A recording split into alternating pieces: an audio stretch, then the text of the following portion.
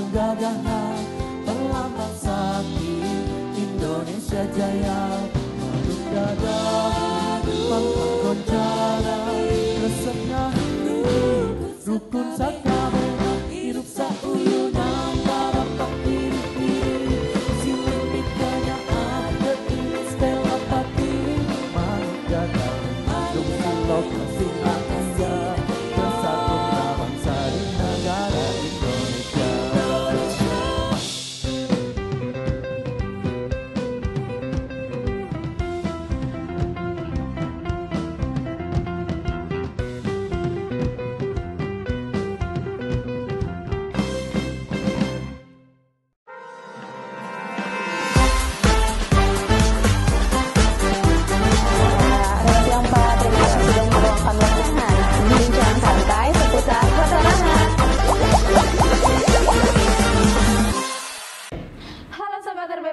Selamat datang di Bingkai Pertanahan, bincang santai seputar pertanahan. Persembahan dari Kantor Wilayah BPN Provinsi Jawa Barat bersama saya Zalfa dan saya Helena yang akan memberikan topik-topik informasi dan informatif dan juga menarik seputar dunia pertanahan.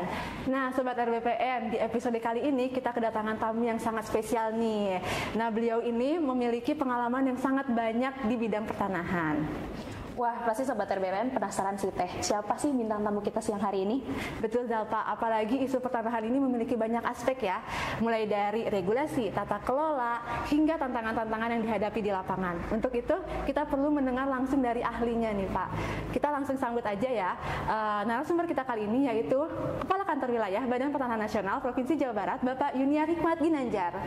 Selamat datang Bapak. Selamat siang Pak, terima kasih sudah meluangkan waktunya untuk datang ke Bingkai Pertanahan pada siang hari ini. Iya, senang sekali ya Pak kita di sini bisa ngobrol sama Bapak. Dan tapi sebelum kita masuk ke topik nih ya Pak, boleh nggak Pak sedikit sharing mengenai pengalaman karir Bapak selama di bidang pertanahan? Baik, terima kasih Helena, Zalfa, dan teman-teman semua. Hakikatnya pimpinan di ATN BPN itu ada dua kategori. Yang pertama adalah pimpinan wilayah dan yang kedua adalah namanya pimpinan staf. Jadi kalau pimpinan wilayah itu seperti Kakanwil, kepala kantor. Kalau pimpinan staf itu kalau di pusat ada direktur, ada kepala biro, ada kepala bagian. Kalau di Kanwil ada kepala bidang dan kepala bagian perusahaan. Saya alhamdulillah dikaruniai sama Tuhan pengalaman kedua-duanya. Saya pernah menjadi kepala kantor di Kabupaten Sukabumi, kemudian Kabupaten Tangerang dan Jakarta Barat. Kemudian kepala bidang, saya pernah menjadi kepala bidang pemberdayaan dan pengendalian pertanahan Kanwil BPN Provinsi Jawa Barat tahun 2014-2016. Nah, sebelum itu adalah saya kepala kantor.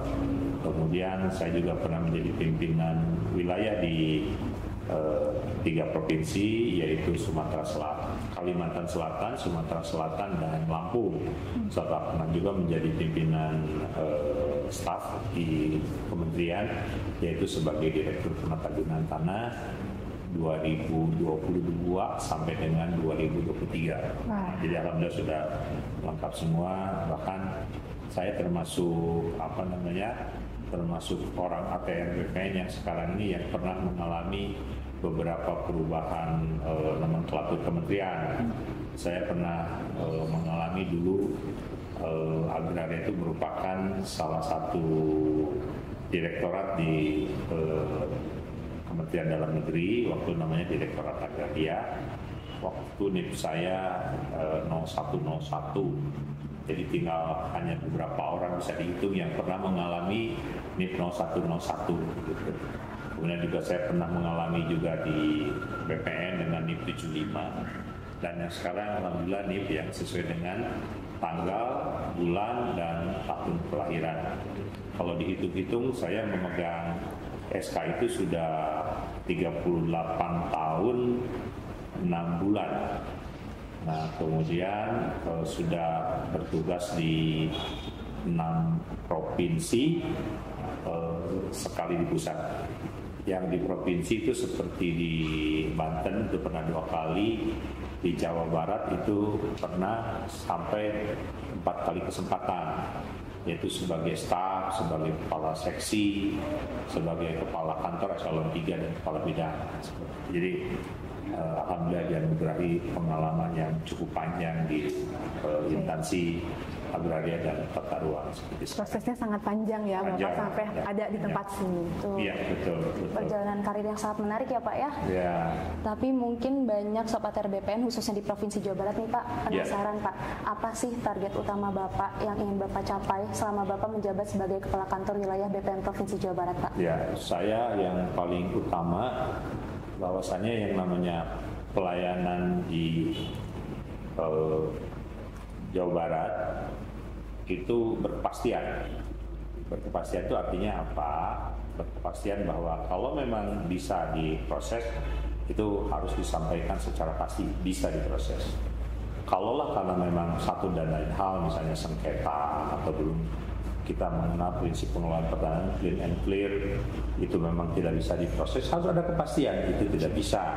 Tetapi tentu saja disertai dengan alasan-alasan kepastian waktu dan kepastian prosedur serta kepastian biaya. Itu yang paling penting bagi saya. Jadi kalau memang itu sudah dipenuhi, berarti memang itulah kondisi yang sangat ideal di lingkungan Kanwil BPN Provinsi Jawa Barat, termasuk kata-kata yang ada di bawahnya seperti itu.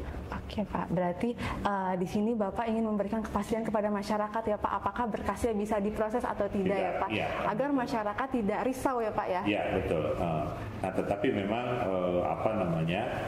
yang menyebabkan tidak bisa diproses itu adalah memang tanahnya tidak clean and clear, artinya bisa disebabkan oleh sengketa atau misalnya masyarakat ya atau pihak pemohon memiliki tanah yang sebetulnya tidak punya hubungan hukum dengan si pemohon itu sendiri, misalnya menduduki kawasan hutan atau gitu ya, secara peta masuk kawasan hutan, secara spasial masuk kawasan hutan, tetapi bisa jadi memang itu tidak masuk secara existing di lapangannya, tidak masuk kawasan hutan, tetapi yang begitu-begitu tidak bisa juga.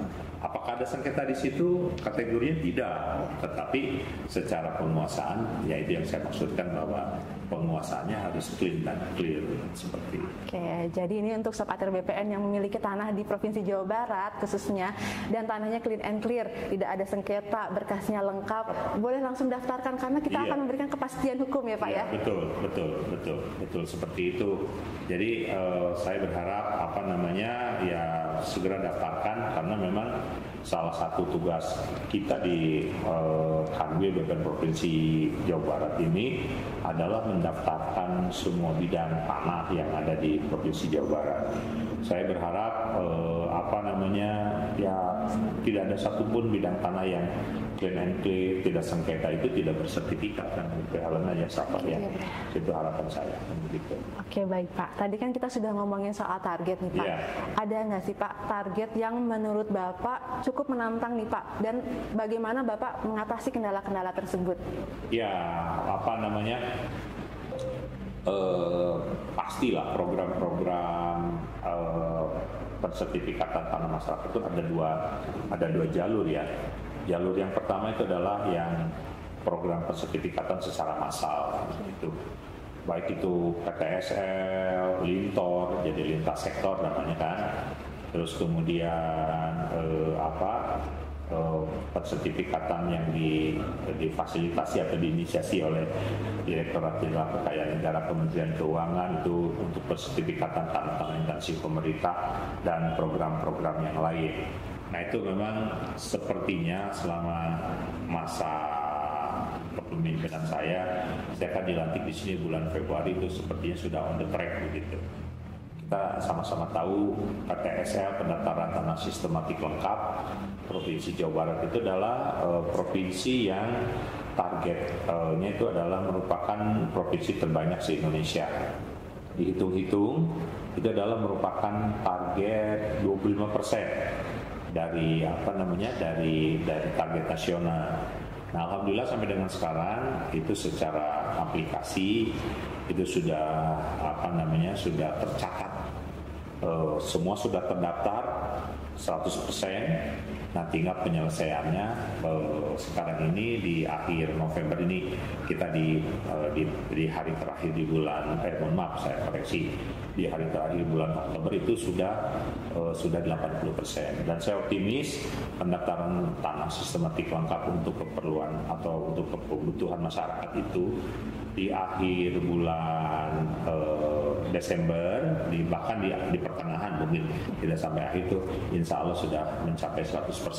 Dengan demikian di Jawa Barat itu kita akan tahun ini kita akan memberikan alat bukti hak kepada masyarakat sebanyak 913.000 bidang. Wah, keren banget, banyak banget ya. Ya, belum lagi redistribusi mungkin sekitar 6.200 lah, karena belum lagi lintornya, belum lagi yang sertifikatan terkait dengan sektor-sektor kegiatan tertentu seperti nelayan, terus perikanan tangkap dan sebagainya.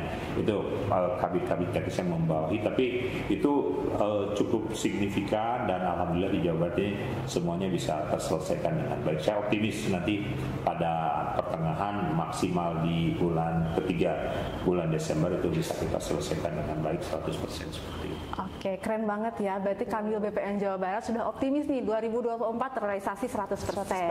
Yeah. Nah, Pak, terima kasih ya Pak. Kita sudah ngobrol-ngobrol nih, tapi kita kan di sini masih ada segmen kedua nih Pak. Nah, tetap standby di Bingkai Pertanahan. Bincang santai seputar pertanahan.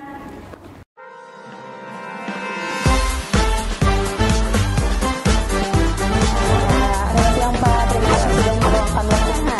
Bincang santai seputar pertanahan. Halo Sobat RBPN, selamat datang di Bingkai Pertanahan. Bincang santai seputar pertanahan. Nah Pak, tadi kan kita sudah menjelaskan mengenai target-target Kanwil BPN Jawa Barat. Tadi juga Bapak menjelaskan mengenai PTSL ya Pak, program PTSL. Nah, program PTSL ini kan memiliki peran yang sangat penting untuk pembangunan ekonomi masyarakat ya Pak. Dalam pandangan Bapak nih Pak, bagaimana program PTSL ini dapat mendorong peningkatan ekonomi masyarakat khususnya Jawa Barat? Ya, jadi begini, itu secara nilai tambah daripada persertifikatan memang itu luar biasa sekali ya. Jadi semenjak adanya program PTSL itu kenaikan penerimaan PNBP, terus perputaran uang secara keekonomian dari sisi berapa bidang tanah yang akhirnya bisa menjadi agunan itu sungguh sangat luar biasa. Tetapi memang terus terang saya tidak hafal, tetapi cukup banyak kenaikan-kenaikan, dan nanti Helena sama Sapa juga boleh nanti bisa tanyalah kepada Kabid atau Ibu Kabag, misalnya value edited ya, value edited yang edited value daripada itu. Pokoknya nilai keekonomian yang bertambah semenjak digulirkan PTS itu luar biasa ya. Signifikan ya Pak? Signifikan, sangat signifikan sekali. PNBP berapa, PPH-nya berapa, BPHTB-nya berapa, sangat signifikan di Jawa Barat tuh. Kalau tidak salah malah yang secara nasional juga termasuk yang paling besar kan gitu. Nah, tetapi di lain pihak ada juga program pemerintah terkait dengan pemberdayaan masyarakat. Nah, kita nanti karena begini, Helena siapa ya, ada anggapan begitu ya, kalaulah misalnya persertifikatan terutama sektor kegiatan redistribusi tanah untuk masyarakat kecil ya, itu kalau misalnya tidak dibarengi dengan namanya akses reform ya, karena reform agraria itu kan terdiri dua kegiatan besar. Yang pertama adalah aset reform dan akses reform.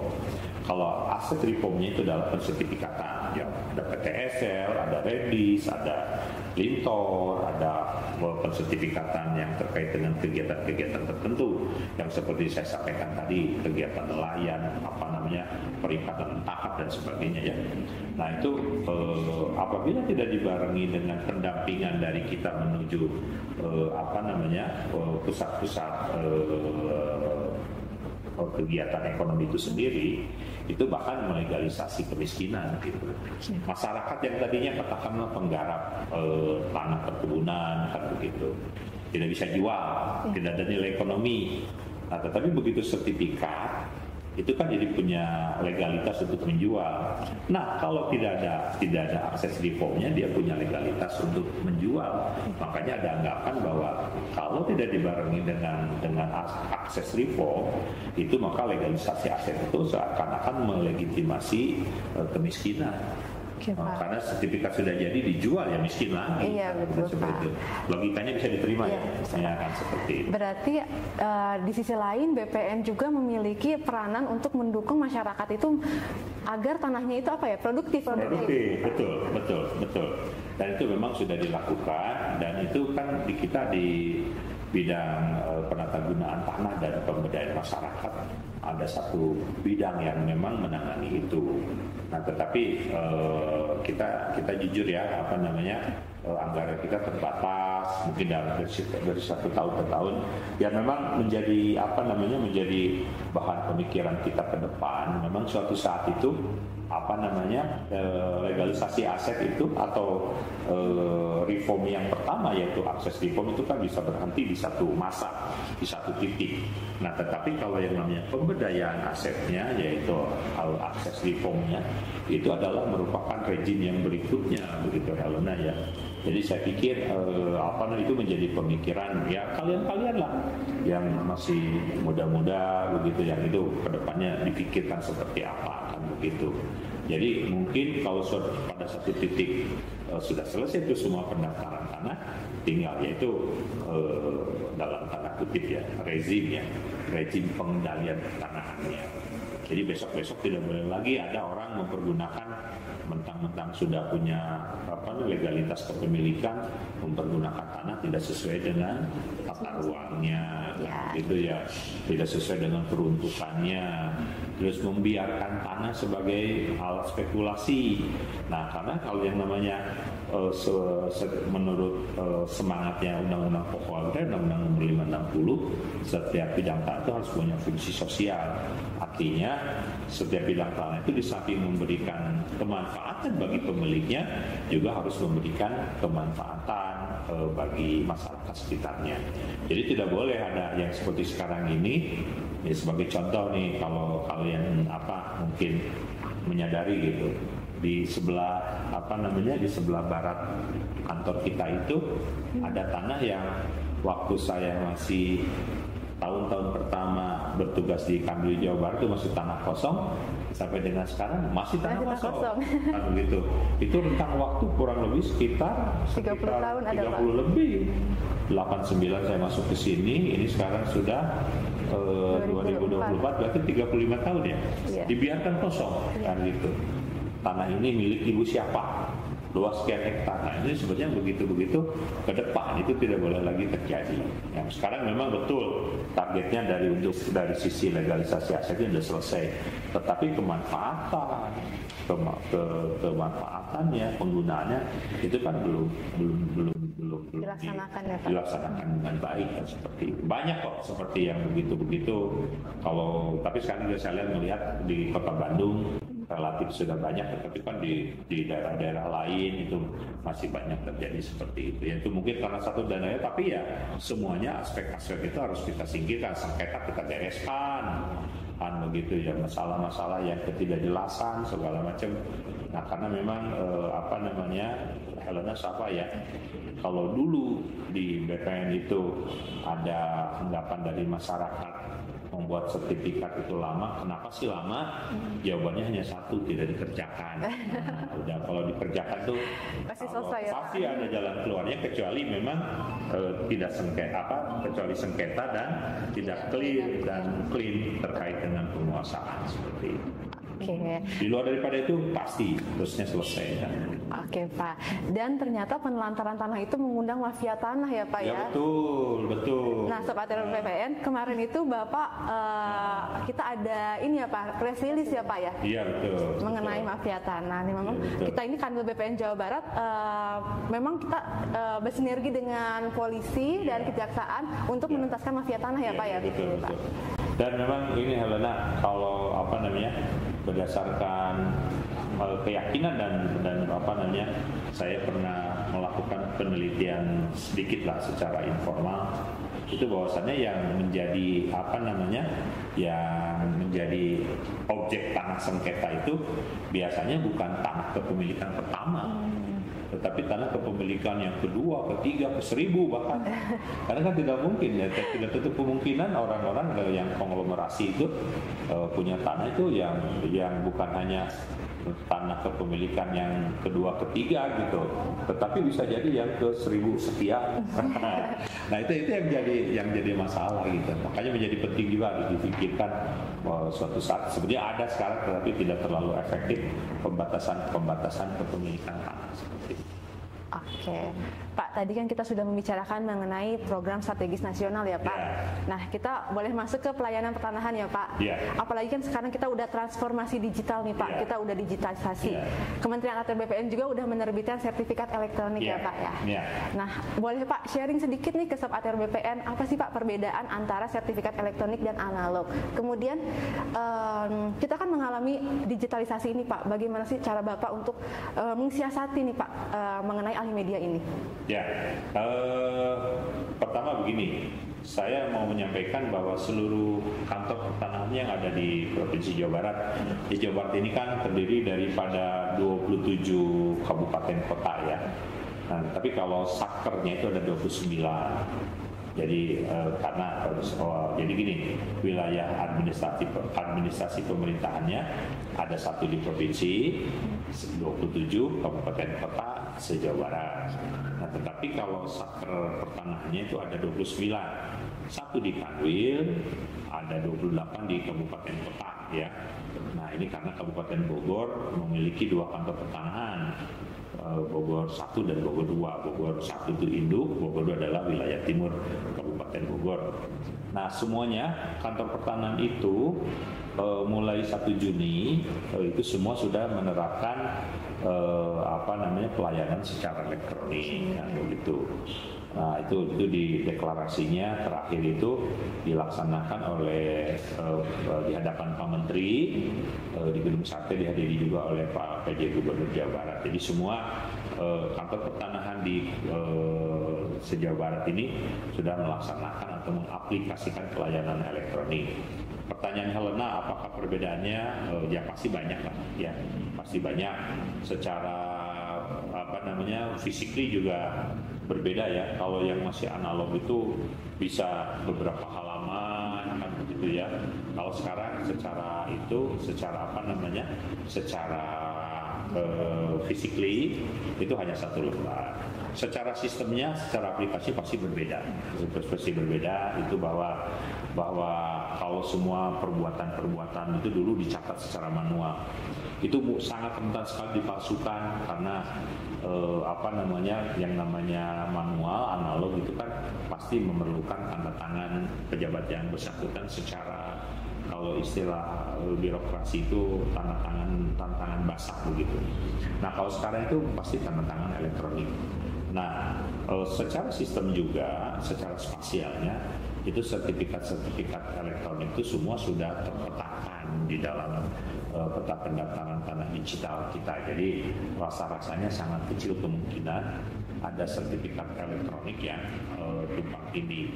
Jadi beberapa keunggulan sertifikat elektronik itu, yang pertama memang rasa-rasanya untuk tumpang tindih jelas sangat kecil. Yang kedua, untuk dipalsukan juga harusnya itu relatif kecil kan begitu, karena untuk melakukan pengecekan kan cukup dengan barcode saja kan gitu, artinya kalau memang itu terdaftar. Nah, tetapi juga bukan berarti bahwa sertifikat elektronik itu bisa diakses oleh orang yang bukan berhak, itu hanya orang yang berhak yang bisa mengakses itu. Terus yang ketiga itu secara spasial juga bisa diketahui ini di mana kan seperti itu. Arah menuju ke sana, Helena, itu memang diperlukan langkah-langkah yang cukup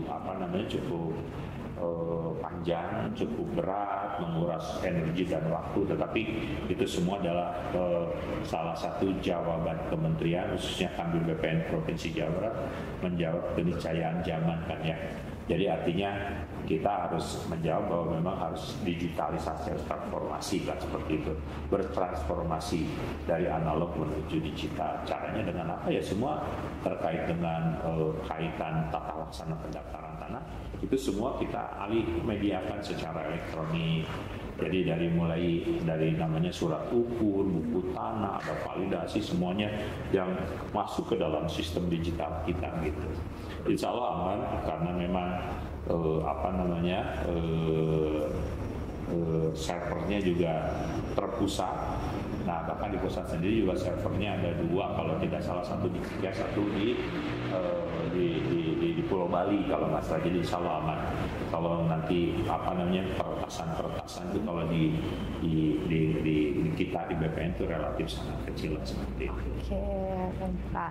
Nah, mungkin sobat BPN nih yang punya sertifikat analog dan mau mendigitalisasikan menjadi sertifikat elektronik bisa langsung datang ke kantor pertanahan ya, Pak ya? Betul, datang langsung.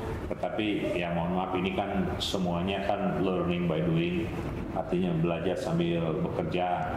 Jadi mohon kami bukan bermaksud disclaimer, tapi bagaimanapun juga kan kalau namanya ujungnya daripada pelayanan adalah kepuasan pihak pengguna layanan itu sendiri. Jadi kalau seandainya semasa alih media ini itu kan menyangkut kultur juga, menyangkut kebiasaan juga, baik kebiasaan masyarakat maupun kebiasaan teman-teman kita internal, itu pasti ada semacam penyesuaian ya. Jadi mohon difahami, mohon dimaklumi kalau terjadi sedikit keterlambatan, ada semacam bottleneck gitu ya, macetan botol leher karena seperti itu. Tetapi percayalah, itu seiring dengan waktu pasti akan berjalan lebih baik.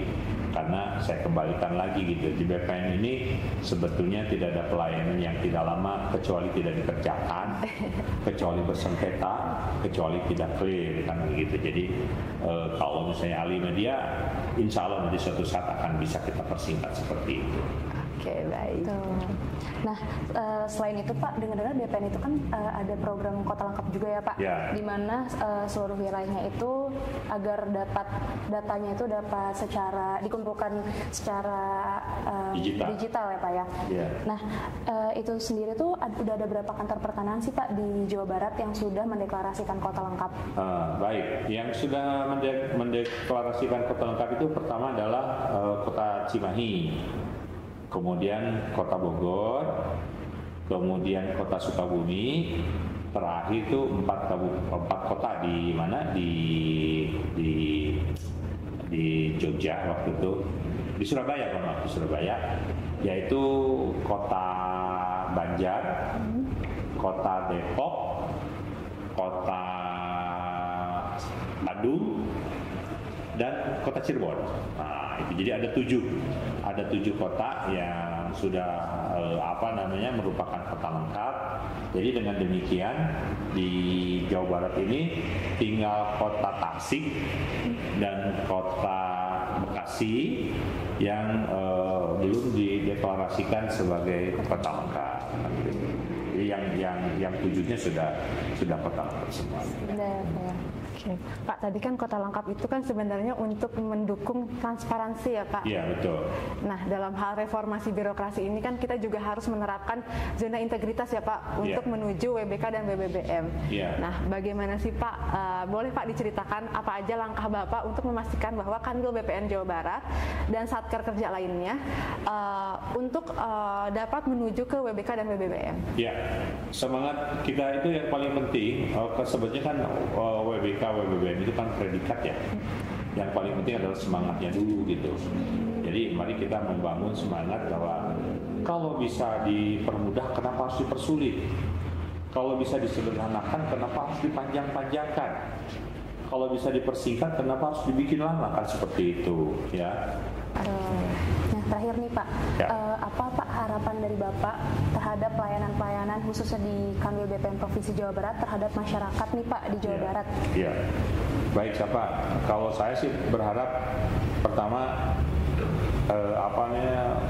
tidak ada satu bidang tanah pun yang tidak terpetakan, suku-suku terdaftar, artinya tidak terdaftar di Jawa Barat gitu. Jadi artinya semua bidang tanah di Jawa Barat itu terpetakan dan terdaftar. Masalah karena begini juga, tapi di lain pihak Provinsi Jawa Barat ini adalah provinsi dengan penduduk terbanyak se-Indonesia. Sementara tanahnya tidak terbatas, tidak dibuat baru, manusianya makin banyak, pasti akan terjadi benturan-benturan kepentingan. Oleh karena itu saya meminta kepada seluruh jajaran saya, masalah kita di Jawa Barat, masalah pertanahan itu sudah cukup banyak. Kalaulah kita tidak bisa menyelesaikan masalah yang sudah ada, janganlah membuat masalah baru. Seperti itu. Begitu ya, siapa kira-kira seperti itu. Jadi kami berkomitmen di Jawa Barat, mudah-mudahan pelayanannya semakin baik ya. Sekali lagi, kalau bisa dipermudah kenapa harus dipersulit, kalau bisa disederhanakan kenapa harus dipanjang-panjangkan, kalau bisa dibuat murah kenapa harus dimahal-mahalkan. Betul Bapak. Oke Bapak, terima kasih banyak ya Pak Ginanjar udah ngobrol-ngobrol di sini nih di Bingkai Pertanahan. Dan terima kasih juga kepada Sob ATR BPN yang sudah setia menunggu episode-episode terbaru dari Bingkai Pertanahan. Jangan lupa saksikan episode-episode selanjutnya dari Bingkai Pertanahan yang pastinya dengan topik-topik yang lebih menarik seputar dunia pertanahan.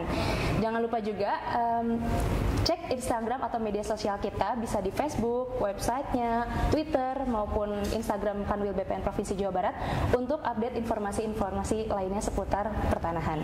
Oke, kami pamit undur diri. Sampai bertemu di episode selanjutnya di Bingkai Pertanahan. Bincang santai seputar pertanahan.